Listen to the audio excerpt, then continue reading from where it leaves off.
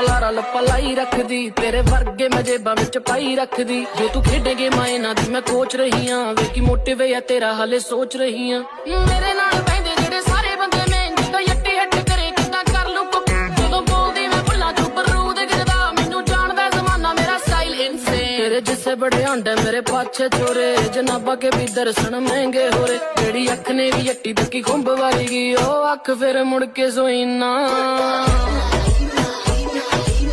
करती है जैसे, मुझे हिट करती है जैसे।